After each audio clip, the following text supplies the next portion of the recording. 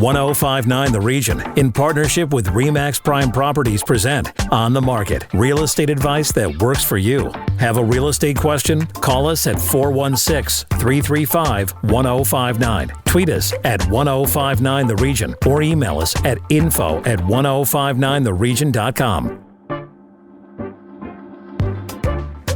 This is 1059 The Region. I'm Tina Cortez with On the Market, York Region's exclusive radio real estate show. Our expert from RE/MAX Prime Properties is Asif Khan. Hello, Asif, and Happy New Year. Good morning, Tina. Happy New Year. Now, we're a weekend. Still okay to say Happy New Year? Yeah, I think we're going to go on with that for a little bit now. Okay, yeah, we're good. Excellent. So before we get to our guest today, the big question for so many, where are prices headed in 2023? And that certainly is a big question, because that seemed to be the talk through the holidays. What's going to happen with prices? What's going to happen with the housing market? There's people predicting a 30 to 40% decline this year. And then there's other people predicting that they're going to increase 10 to 20%. And it's probably going to fall somewhere in between that in terms that, you know, our sales were down in 2022. We know our sales were down 42 to 45% if we're looking at York Region, but prices still climbed from 2021. And the reason was there's not a lot of inventory. Even though we're getting a lot less traffic in terms of people wanting to buy with the interest rate hikes, unprecedented number of interest rate hikes last year, which really affects consumer confidence. But now that we're going to start to see that level off, you're going to start to see some consumer confidence come back. And although we may not hit the targets for sales this year, we'll still see them continue to climb because we don't have a lot of inventory. And that seems to be the driving force in the economics of the real estate market, is supply and demand. And when we don't have supply, and even if demand comes back a little bit, we're going to start to see prices increase. What does that mean for buyers and sellers? Who benefits in these early days of 2023? Well, as much as people are starting to think that this is a buyer's market, the fact is that because we have a little bit more inventory than we did in 2020 and 2021, it's more of a buyer's market than it was. But it's still a seller's market in terms that they're still getting the prices that they want. As long as they're priced according to today's market, they're selling and they're getting the price that they want. What you're not getting is you're not getting those heated competitive bidding wars that we saw in 2020 and even the early part of 2022. You're not going to see that anymore. And the banks are really tight because they want to make sure that their investment in your property is secure as well. So the appraisals are going to continue to be tight. And so for buyers, you have to make sure that you're doing your homework and you're going in to purchase these properties at market value, because they won't appraise. And for sellers, it's the same thing. If you're asking too much and suppose someone gives it to you, it may not appraise. So the house may not close. And now if you've already purchased a house, now you're in trouble. So you have to make sure that you're acting according to 2023 price points and the structure for the buy and sale.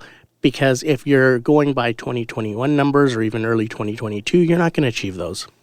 The phrase I heard you repeat over and over again last year was lack of inventory. Do you suspect that we're going to see the same type of situation in this spring market? We will. We'll have a little bit of a flurry of activity over the next little while of people just wanting to sell because the interest rates have gone up so much. But after that, you're going to start to see that get scooped up. The absorption rate's going to increase because as demand gets out there, as the interest rates start to settle down and hover around the 5% mark, now people are going to say, well, this is the new normal. And it's actually the old normal, right? Because we were here before. So you're going to start to see people get a little bit more comfortable with where they're purchasing at in terms of interest rates. And you're going to start to see activity increase, which is going to increase absorption, which means the inventory is going to start to decline again. And we're going to get back into that multiple offer scenario maybe by the end of the year. The new year also brings with it the First Home Savings Account. Asif?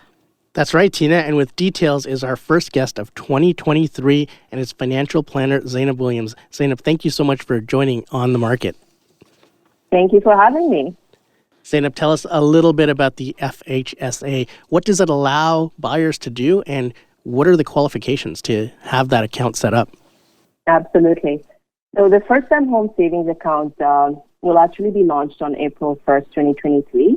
It will allow certain home buyers to save up to $40,000 towards a home purchase with a maximum annual contribution of $8,000 over 5 years.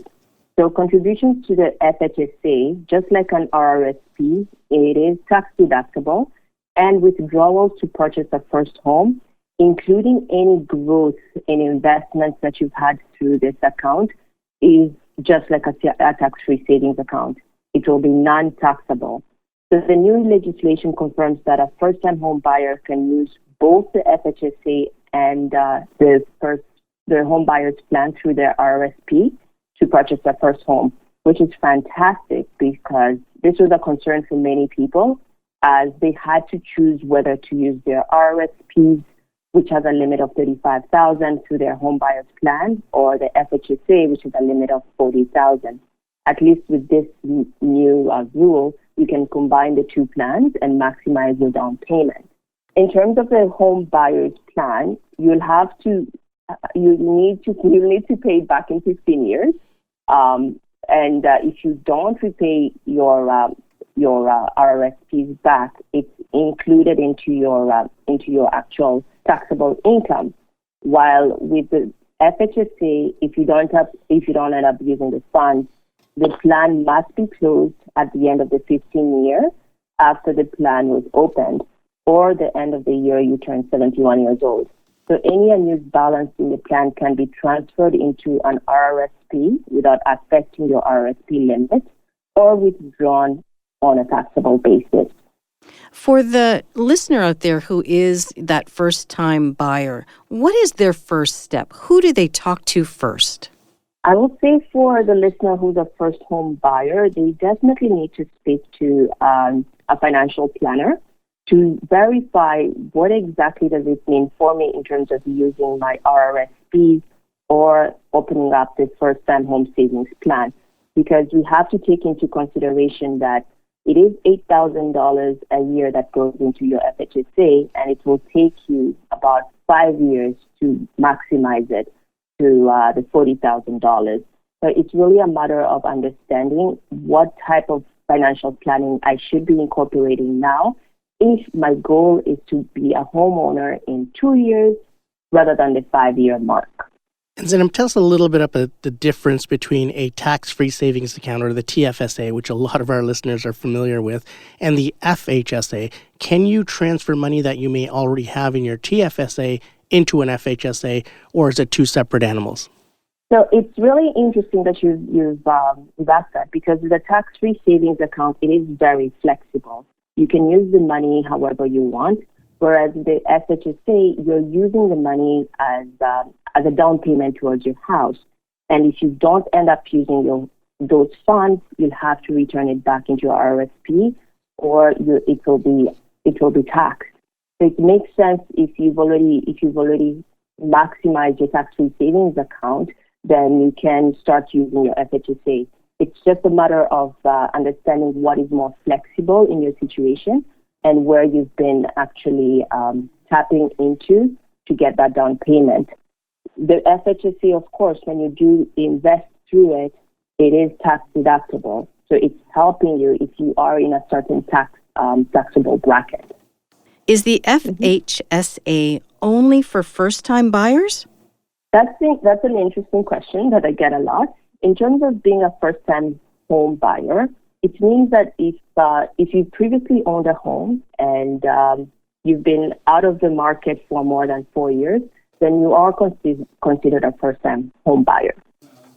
How about with immigration picking up? How are we going to see new immigrants? Are they able to open up an FHSA? And that's also going to lead us into our next topic about the ban on foreign buyers. How does that affect it? If people have an FHSA set up, are they able to use that funds? Do they qualify to maybe bypass that foreign buyer ban? Tell us a little bit about how that's going to work. Well, in terms of the foreign buyers ban, that's a really interesting one because their goal is to make housing more affordable, and the ban is only for 2 years. And of course, there are certain exemptions to this ban because if you are an international student or a foreign worker, if you meet certain criteria such as living in Canada for a number of years, and you are also purchasing a recreational property such as a cottage and cabin, you are exempt. So Canadians who are permanent residents, they are about 18 years old, they can be able to purchase their home. And so I think it's really important for us to first understand if you do qualify for the FHSA, then you are going to be you fall under certain criteria. You are a permanent resident. You're above 18 years old. But if you are a foreign home buyer, that's a different type of rule and different types of exemptions that do exist between these two categories. Now, I know our focus today is real estate, but there are other new tax changes that come into effect in this new year. What can you tell us about those? Well, in terms of the new tax changes, there have been several tax changes, such as the increase of your personal income tax bracket and many other tax benefits that are being increased due to inflation, such as the CPP, the oldest security and EI, and the basic personal amount that has also been increased on your federal income tax up to $15,000. I think for a lot of these types of tax changes, it is important to speak to your tax professional to find out how exactly these are going to be impacting you, especially when you're looking at starting out in January with all of these changes that are coming into place, so that when it comes to filing your taxes, you are maximizing the credits that have also been established for you. And it's a new one, which I found really interesting, is the new credit on the multi-generational home renovation tax credit, which will equal to 15% of eligible expenses up to $50,000 incurred for a qualifying renovation that creates a secondary dwelling to permit people who are seniors or who have a disability to continue living with a relative. This will definitely help families who are looking at caring for their loved ones in their own home. So I think for a lot of our viewers, it is important to look at tax planning this year rather than just filing your taxes, because it is a conversation with your tax planner to understand what exactly can you be able to maximize this year to ensure that you're taking advantage of the credits that have been implemented. And that's a great point, because there's a lot of people utilizing the bank of mom and dad to be able to purchase a home and also have them move in to care for younger children and things like that. Zainab, great information. If people want to contact you to find out more about setting up these accounts or even about the tax credit, how can they reach you? Definitely, you can reach me at www.lverity,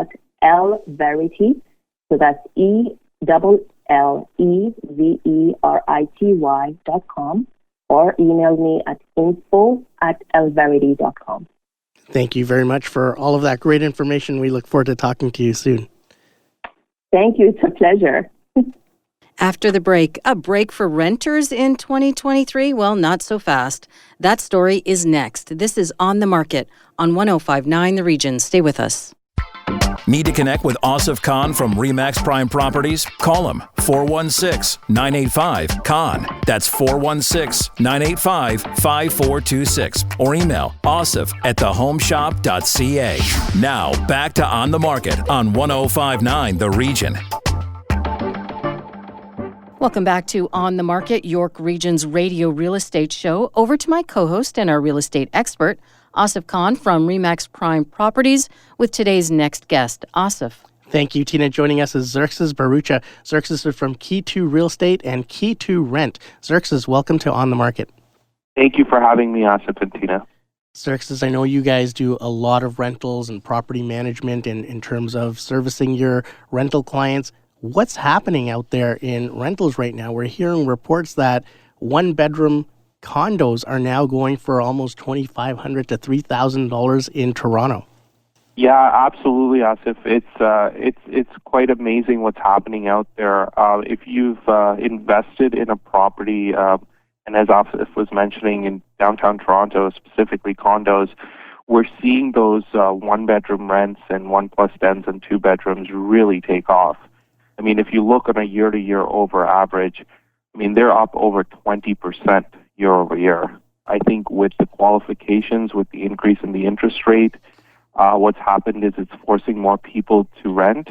And at the same time, with immigration numbers taking off and Toronto being a hotspot for immigration, that puts added pressure on the rental market. Are you experiencing bidding wars in the rental market?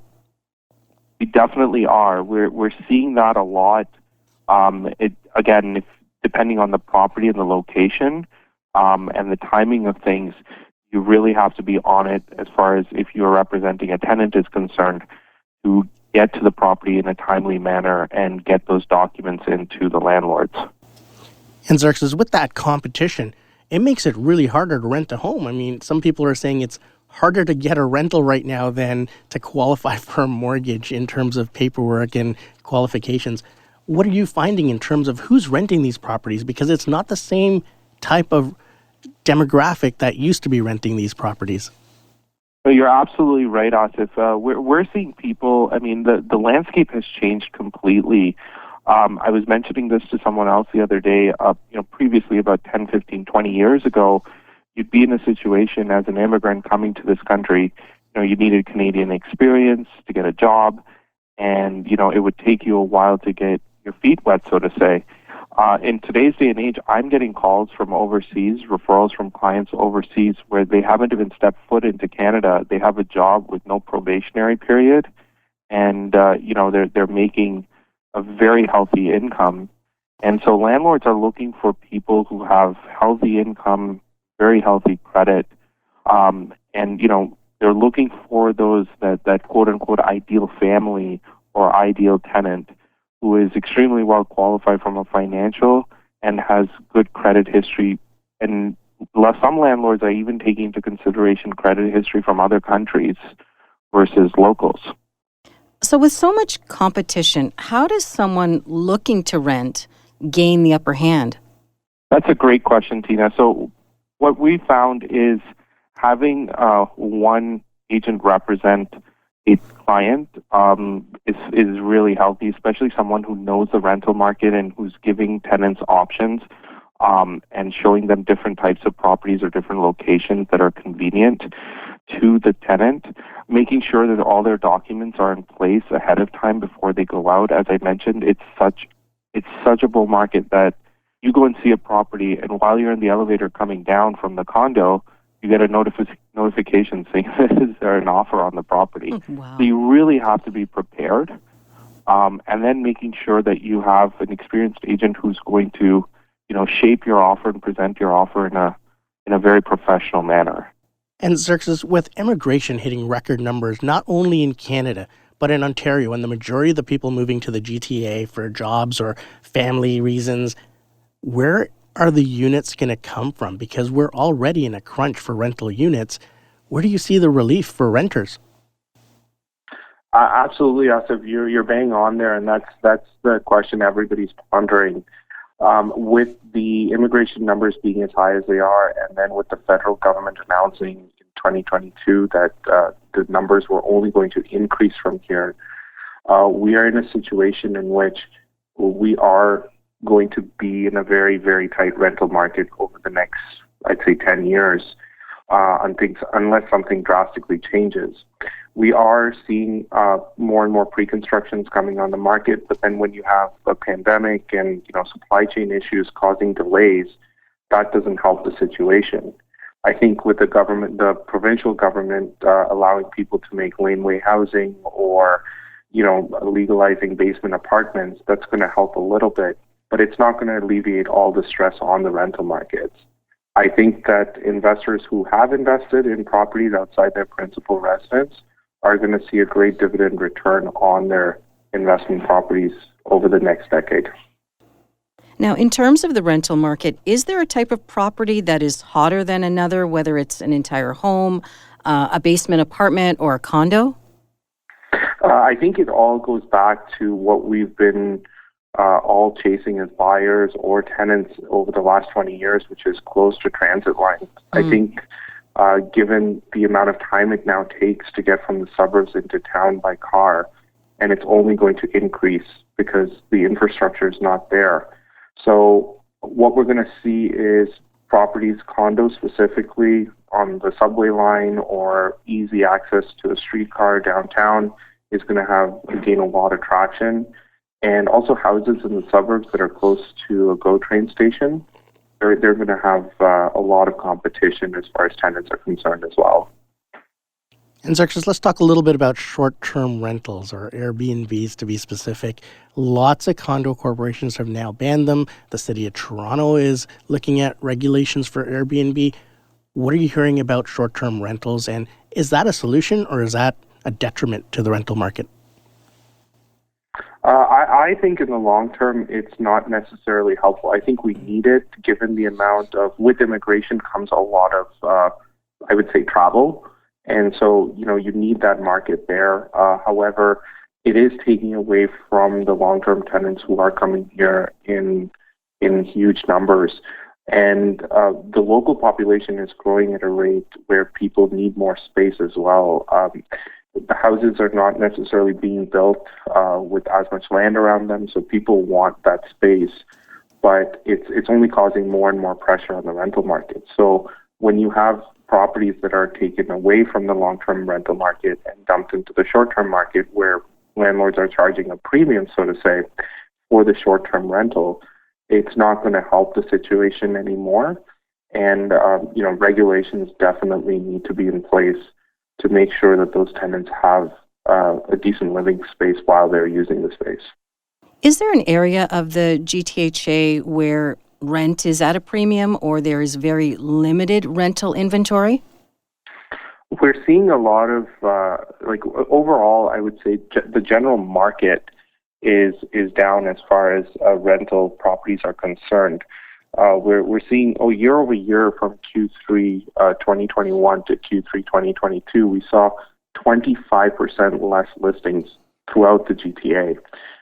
So with regards to a specific area, we are seeing the suburbs with fewer, townhomes, anything under that $3,500, $4,000 mark per month.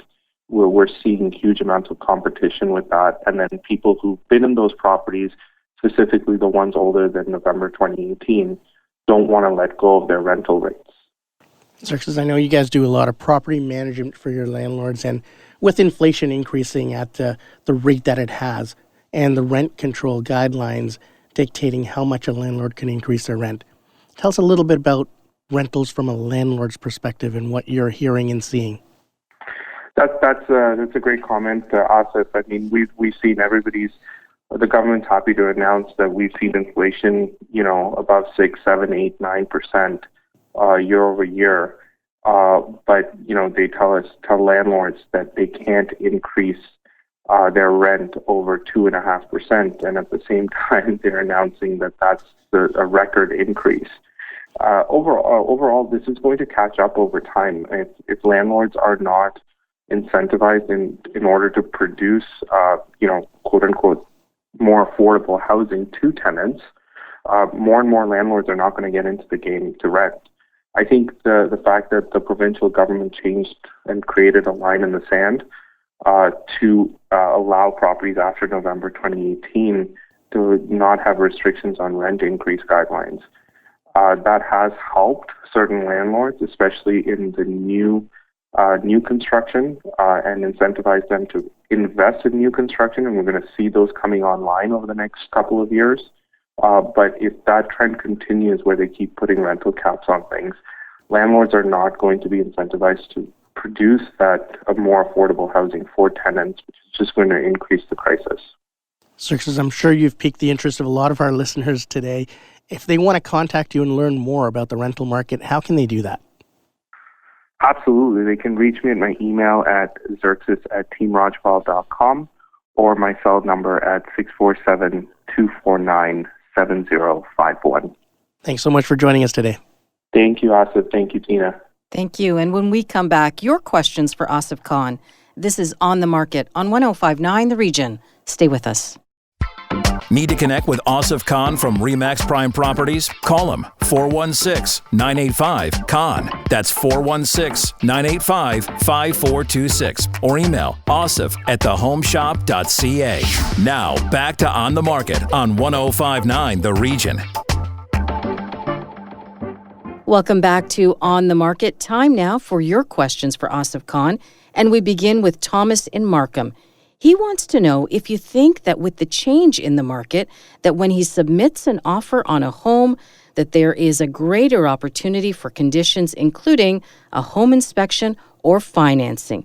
So these were basically dropped due to the bidding wars last year, Asif. So what do you think happens now? Yeah, definitely.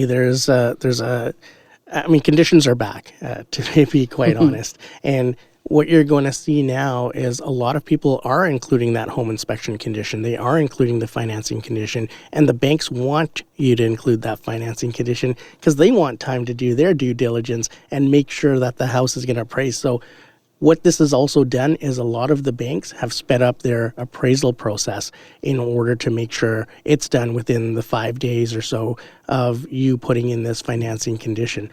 Whereas before, you had to do all of your due diligence as a buyer prior to putting in that offer. So even if you wanted a home inspection, you were doing a home inspection before you put in that offer. Now you're able to do one after the fact. It's a return to the old normal, as we've kind of said before in the shows, but all of the conditions are back in play, and a lot of people, even in multiple offers, are using these conditions. Our next question comes from Max in Thornhill. He wants to know if it would be easier to find a property in his preferred neighborhood at a lesser price now than a year ago. It depends on the type of property that you're purchasing and how much demand is out there for those properties. So the misconception is prices have come down a lot. And what you're seeing is market level is still the same, but what people were willing to pay for that property is different. Because in a multiple offer, there was no hesitations when people were going in $200,000, $300,000, $400,000 over asking. But, was that market value? It could have been market value because the realtors may have underpriced the property. So it really depends on your realtor and yourself doing your due diligence, making sure what market property or market value is for that property, and then working with that to kind of figure out a number as to where this property should end up. But a general 20% off of last year's prices isn't going to work. It's market specific, area specific, and also property specific. Do you think now is the best time to list a property, or is it better to kind of wait on the sidelines until things change? The best time to list a property is when you don't have competition. So right now, there's not a lot of inventory out there. New listings were down even at the end of December. New listings were down for December. So there is a huge opportunity for sellers to get on the market and get the jump on the spring market by putting their homes up for sale now because they're not competing on price with their neighbors. So what do you think in terms of, I know these are early days of 2023, but would you consider this a buyer's market, a seller's market, or both? There's a bit of a balance to it right now, but it's still a seller's market in terms that there's not a lot of inventory. And to get to a buyer's market, you're going to need about 4 to 6 months of inventory. And although we have a lot more inventory than we did in 2021 or the early part of 2022, we're still only at about 2 to 2.5 months of inventory. And that's a huge jump from the 1 month or less than 1 month that we had in 2021. So it feels like there's a lot more inventory. It feels like a buyer's market, but in reality, it's not a buyer's market as yet.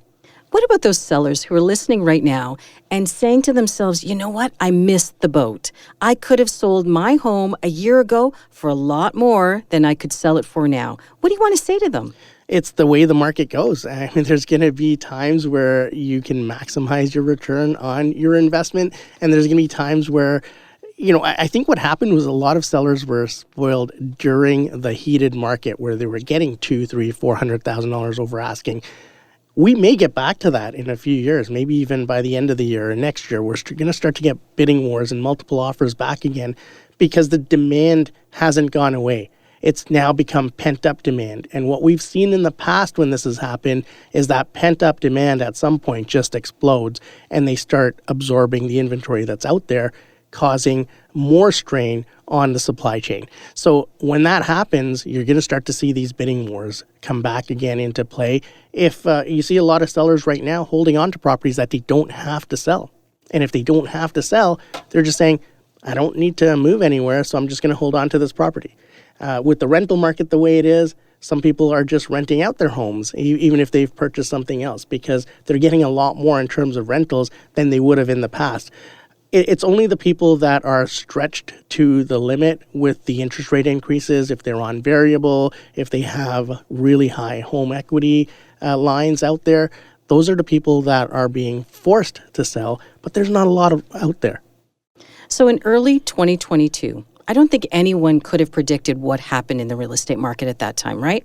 No, it was quite the change, a drastic change, because the government had always been saying, we're not going to touch interest rates. The interest rates are going to be here till 2025 at least. And all of a sudden, the bottom fell out and they started increasing interest rates pretty much on a monthly basis. So you couldn't predict what happened a year ago. Do you want to take a look at what do you think is going to happen in the next few months? I think we're going to be in for a bit of an adjustment period through January. And by February and March, we're going to start to see some of that pent-up demand start to hit the market looking for homes. And we're going to start to see some absorption in the inventory that we already have. The people that have been holding off to make that move have now waited almost a year, and now they're getting antsy and they're going to start to make that move because this is the new normal.